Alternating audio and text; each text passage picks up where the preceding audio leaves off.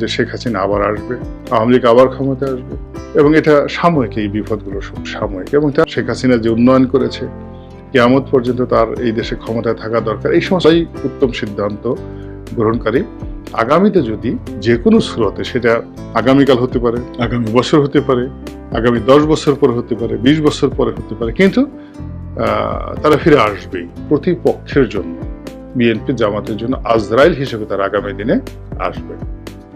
এবং শেখ হাসিনা বাবা বঙ্গবন্ধু শেখ মুজিবুর রহমান যে কত বড় ভুল করেছেন, এটি তিনি যদি আজ জীবিত থাকতেন, তাহলে তার যে মূর্তি ভেঙে তার মাথার উপর যেভাবে পেশাব করে দেওয়া হয়েছে, এই দৃশ্য দেখলে তিনি বুঝতে পারতেন যে তিনি কত বড় ভুল করেছেন। বাংলাদেশে শেখ হাসিনা নেই, বাংলাদেশে আওয়ামী লীগের শাসন নেই, ছাত্রলীগ নেই, যুবলীগ নেই, চারিদিকে কেমন যেন একটা নিঃসীম নীরবতা। তো এরকম একটা দুর্বিষহ অবস্থা যখন চলছে, তখন সত্যিকার অর্থে আমাদের যে রাজনৈতিক ভবিষ্যৎ, এটি কি আওয়ামী লীগ বিরোধী হবে, আওয়ামী লীগ বিহীন হবে, আগামীতে আওয়ামী লীগ কি ফিরে আসবে, এই বিষয়গুলো নিয়ে আমি আমার সাধ্যমতো চুলচেরা বিশ্লেষণ করার চেষ্টা করব। একটা জিনিস আপনাদেরকে বলি, যে এই গত 15 বছরে আওয়ামী লীগ যে অন্যায় করেছে, জুলুম করেছে, অর্থনৈতিক জুলুমটা বাদ দেন, যদি আপনি ধর্ষণ ধরেন, তারপর হত্যাকাণ্ড ধরেন, গুম ধরেন, মানবতা বিরোধী অপরাধ ধরেন, তো এইগুলো যদি আপনি 1971 সনের রাজাকার, আলবদর আর শামস তাদের কর্মকাণ্ড পাকিস্তানি বাহিনীর কর্মকাণ্ডের সঙ্গে তুলনা করেন, হাজার তো দূরের কথা, 1 লক্ষ ভাগের 1 ভাগও এই গত 15 বছর আওয়ামী লীগ করতে পারে। এখন সেই যে এত বড় অপরাধ, অর্থাৎ যে অপরাধে আপনি আওয়ামী লীগকে দায়ী করছেন, তার চেয়ে লক্ষ লক্ষ গুণ অপরাধ করেছে কারা? পাকিস্তান। এবং পাকিস্তানের যারা দোসর, আল্লাহ, রাজাকার, আলবদর আর শামস, তারা এবং তাদের সাঙ্গপাঙ্গ। তো দেখুন, 71-এর পরে বহু বছর কেটে গেছে, পাকিস্তান এখনো পর্যন্ত সরি বলেনি, এবং সরি না বলার সত্ত্বেও আপনি বাংলাদেশের এই সময়ের রাজনীতিতে পাকিস্তানের আধিপত্য দেখেন। তারা বুক ফুলিয়ে কথা বলছে, মুক্তিযুদ্ধে যারা নেতৃত্ব দিয়েছে তাদেরকে কটাক্ষ করছে, এবং শেখ হাসিনা বাবা বঙ্গবন্ধু শেখ মুজিবুর রহমান যে কত বড় ভুল করেছেন, এটি তিনি যদি আজ জীবিত থাকতেন, তাহলে তার যে মূর্তি ভেঙে তার মাথার উপর যেভাবে পেশাব করে দেওয়া হয়েছে, এই দৃশ্য দেখলে তিনি বুঝতে পারতেন যে তিনি কত বড় ভুল করেছেন। এইরকম ঔদ্ধত্যপূর্ণ, কুরুচিপূর্ণ কথাবার্তা পাকিস্তানের প্রধানমন্ত্রী শাহবাজ শরীফ এখন বলছেন, আর বলার পরেও আমরা পাকিস্তানের যিনি রাষ্ট্রদূত রয়েছেন তাকে মাথায় করে নাচছি। এই যে দেখেন বাস্তবতা, সময়ের বিবর্তন। ওই সময় যারা রাজাকার ছিলেন, আলবদর ছিলেন, আসাম ছিলেন, রাজনৈতিক দল হিসেবে, তাদের প্রমোটার হিসেবে জামায়াত ইসলামী ছিলেন, তারাও কিন্তু সরি বলেনি। তাদেরকে গর্তে ঢুকানোর চেষ্টা করা হয়েছে, অপদস্থ করার চেষ্টা করা হয়েছে, ব্যান্ড করার চেষ্টা করেছে, কত কিছু করার চেষ্টা করা হয়েছে, কিন্তু তারা কখনো সরি বলেনি। তারা তাদের যে কর্ম, সেই কর্মের যুক্তি তারা খুঁজে পেয়েছে, এবং তারা মনে করেছে যে তারা 71 সনে যে কাজটি করেছিলেন সেটি সঠিক ছিল, এটা একটা পলিটিক্যাল ডিসিশন ছিল, এবং এটাই তাদের করা উচিত ছিল। এই জন্য তাদের কোনো অনুতাপ নেই, এই জন্য তাদের কোনো, যাকে বলা হয়, অস্বস্তি নেই, হীনমন্যতা নেই। তারা শুধুমাত্র পরিস্থিতি সামাল দিয়ে নিজেদেরকে রক্ষা করে আজকের যে অবস্থা, সেই অবস্থা উন্নীত হয়ে এখন এমন একটা পরিস্থিতি তারা এসেছেন যে আগামীতে যদি জামায়াত ইসলামী রাষ্ট্র ক্ষমতায় আসে, এটা আশ্চর্য হওয়ার কিছুই নেই।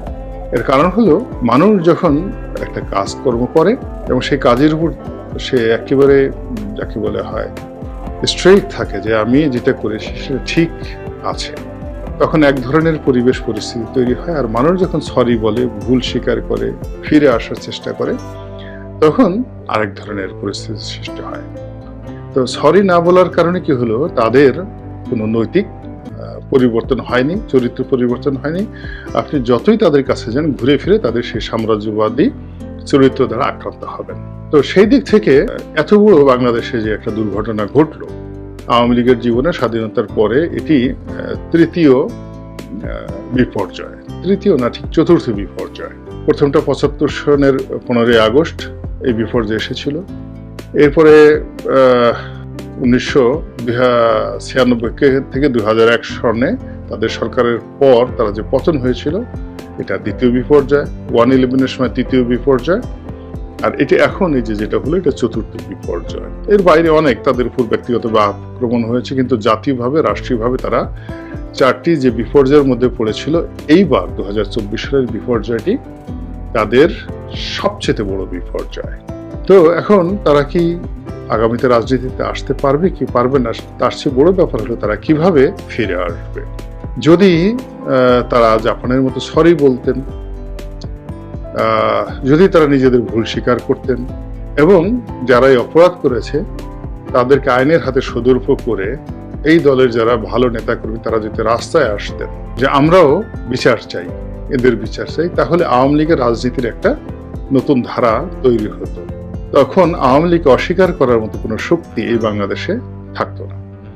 কিন্তু যতক্ষণ পর্যন্ত তারা শেখ পরিবারকে, শেখ হাসিনাকে, তারপরে তার আমলাতন্ত্রকে, সারা বাংলাদেশের চাঁদাবাজ, ছাত্রলীগ, যুবলীগ তাদের সমস্ত কর্মকাণ্ডকে ওন করবে, সারা বাংলাদেশের 35% ভোটার যারা আওয়ামী লীগ করেন তারা ওন করবে, ততদিন পর্যন্ত আমাদের জন্য একটা থ্রেট থেকে যায় যে তারা ফিরে যদি আসে, ফিরে তো অবশ্যই আসবে, তারা যদি ফিরে আসে তাহলে এই যে তাদের যে ক্রোধ, এই সময়টিতে তারা যে অন্যায় এবং অপকর্ম করেছে সেইগুলো বহু বহু গুণ প্রতিহিংসা নিয়ে, জুলুম নিয়ে, অত্যাচার নিয়ে এবং আরো মন্দ দৃষ্টান্ত নিয়ে এই জাতির উপর চেপে বসবে এবং তাদের প্রতিপক্ষের জন্য, বিএনপি জামাতের জন্য আজরাইল হিসেবে তার আগামী দিনে আসবে।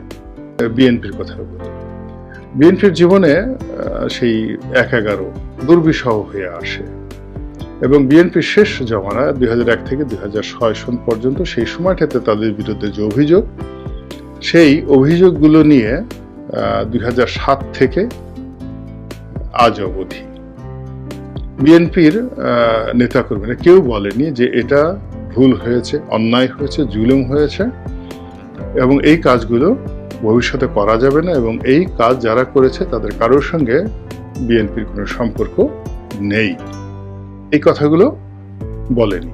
না বলার কারণে কি হচ্ছে, বিএনপির শীর্ষ পর্যায়ের নেতারা তারা যতই নিজেদেরকে ভালো বলুন না কেন, তৃণমূল পর্যায়ের বিএনপির নামধারী বা বিএনপি করে কিন্তু মনে মনে খারাপ চিন্তা করে, বিএনপি করে কিন্তু ভবিষ্যতে মন্ত্রী এমপি হতে চায় না, সে চাঁদাবাজ হতে চায়। মানে একটা দলের মধ্যে তো নানা রকম খারাপ লোক আছে। তো সেই মানুষগুলো বিএনপির মধ্যে যারা বিএনপির নাম বিক্রি করে, বিএনপি দল করে কিন্তু মনে মনে তারা খারাপ চিন্তা করে, সেই মানুষগুলো এই গত 1 মাসে কি কর্মকাণ্ড করেছে, এই কর্মকাণ্ড তারা করেছে যার দায় বিএনপিকে নিতে হচ্ছে। এর একমাত্র কারণ হলো বিএনপি এখনো পর্যন্ত তাদের অতীতের ভুলগুলো স্বীকার করেনি এবং সেই ভুলের যে সমস্ত খারাপ লোক আছে তাদেরকে বিচারের আওতায় বিএনপি আনেনি, তারা এখনো বহাল তবিয়তে আছে। ফলে কি হচ্ছে, বিএনপির যে শ্রেণী, সেই শ্রেণীর পরিবর্তন হয়। ফলে বিএনপির মতো রাজনীতি করছে, এর বাইরে জামাত বলে ফেলছে যে এক জালেমের পরিবর্তে যদি আরেক জালেম আসে তাহলে আমাদের কি। তো এই যে দেখেন যে মানুষ যার যার অবস্থানে যদি একটি কনজারভেটিভ থাকে এবং নিজেকে যদি সে মডিফাই করতে না পারে, নিজেকে যদি সে সংস্কার করতে না পারে, তাহলে তার দ্বারা ভবিষ্যতে কখনো কেউ নিরাপদ থাকতে পারে না। আবার আসবে, তারা কেউ শেখ হাসিনাকে গালাগাল দেয় না বা বলে না যে এই কাজ করেছে, এর কারণে আমাদের এই পতন হয়েছে। এবং একই ঘটনা কিন্তু দেখেন বিএনপির তারেক রহমান সাহেবের ক্ষেত্রে হয়েছিল এবং বেগম খালেদা জিয়ার ক্ষেত্রে হয়েছিল। অর্থাৎ শেখ হাসিনার ভবিষ্যৎ কি, আওয়ামী লীগের ভবিষ্যৎ কি, আওয়ামী লীগ কি রাজনীতিতে টিকে থাকবে, বা এখন যারা রাষ্ট্র ক্ষমতায় আছেন তাদের জন্য আওয়ামী লীগ কি কোনো সমস্যা সৃষ্টি করতে পারবে? বিএনপির জন্য আওয়ামী লীগ কি এখনো প্রতিদ্বন্দ্বী হিসেবে আছে নাকি এটি শেষ হয়ে যাবে? আওয়ামী লীগের অফিস বন্ধ, লোক নাই, সব পলাতক, এটাই কি শেষ কিনা? এটি যদি আপনাকে বুঝতে হয় ভবিষ্যৎ, তাহলে আপনাকে ক্যালকুলেশন করতে হবে যে শেখ হাসিনা যখন খুব ক্রাইসিস যাচ্ছিল, the last month of Sheikh Hasina, অর্থাৎ জুলাই এবং আগস্ট, অর্থাৎ জুলাই মাসের 5 তারিখ থেকে আগস্ট মাসের 5 তারিখ পর্যন্ত এই একটি মাস। তো এই একটি মাসে শেখ হাসিনার জীবনে কি কি ঘটেছিল, এটার উপর নির্ভর করবে আগামীতে তিনি ফেরত আসতে পারবেন কি পারবেন না, বা রাজনীতিতে আওয়ামী লীগ টিকবে কি টিকবে না। তো এই জিনিসটা মূল্যায়ন করার আগে আপনাকে ট্র্যাজেডি কিং হিসেবে পরিচিত, আর সেটি হলো নবাব সিরাজউদ্দৌলা। তার যে শেষ একটি মাস অর্থাৎ 23শে জুন 1757, এই সময় থেকে আপনি যদি 23শে মে এই একটি মাস আপনি বিশ্লেষণ করেন, তাহলে আপনি দেখবেন যে তার খুব কাছের যারা মানুষ তারা তার সাথে বেইমানি করেছিলেন, মুনাফিকি করেছিলেন, এবং তার মধ্যে রাজদরবার থেকে শুরু করে সব জায়গাতে ঘাপটি মেরে থাকা যে শক্তিশালী যে গ্রুপটি, এটি মানে তার যারা বন্ধু আপনজন মোহনলাল, মীর মদন, এদের সাথে এরা শক্তিশালী ছিলেন। তো এই শক্তিশালী গ্রুপটিকে নবাব সিরাজউদ্দৌলা মোকাবেলা করতে পারেননি, এবং এই শক্তিশালী গ্রুপটির ক্রিয়ানক হিসেবে তিনি যাকে বলা হয় শেষ পর্যন্ত পলাশীর মাঠে পরাজিত হয়েছিলেন। তো আমরা তাকে নায়ক হিসেবে ধরি, যে একজন নায়ক তার আশেপাশের সমস্ত লোকগুলো শেষ সময়টিতে তার বিরুদ্ধে চক্রান্ত করেছে এবং তার চোখের সামনে, এবং তিনি তাদের কাছে অসহায় হয়ে পড়েছিলেন। তার প্রেক্ষিতে তিনি পরাজিত হয়েছিলেন, এবং তিনি আর রাজনীতিতে তিনি বা তার বংশ, তার পরিবার, তার দল আর ফিরে আসতে পারেনি, কখনো ফিরে আসতে পারেনি। অথচ তার দাদার হাতেই সরফরাজ খানের পরাজয় হয়েছে। তো এরকম অনেক কিছু হয়েছে, কিন্তু রাজবংশ শেষ হয়ে যায়নি। কিন্তু সিরাজউদ্দৌলা তার আপন লোকদের বেঈমান এবং মুনাফিকের কারণে, বিশ্বাসঘাতকতার কারণে সব অংশে তিনি নির্মূল হয়েছেন।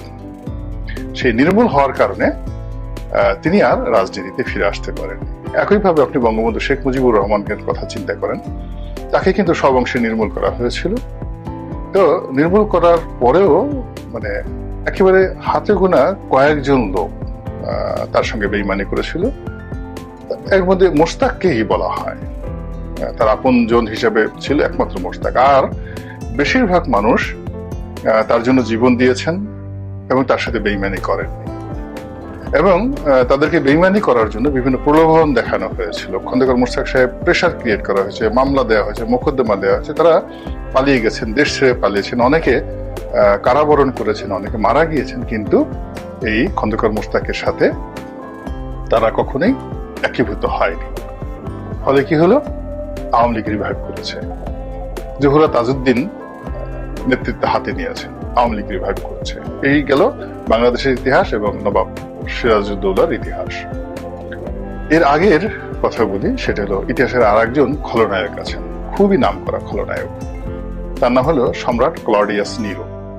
রোম যখন পড়ছিল, নিরো তখন বাঁশি বাজাচ্ছিল। রোমান সাম্রাজ্যের 800 বছরের ইতিহাসে যে কজন নির্মম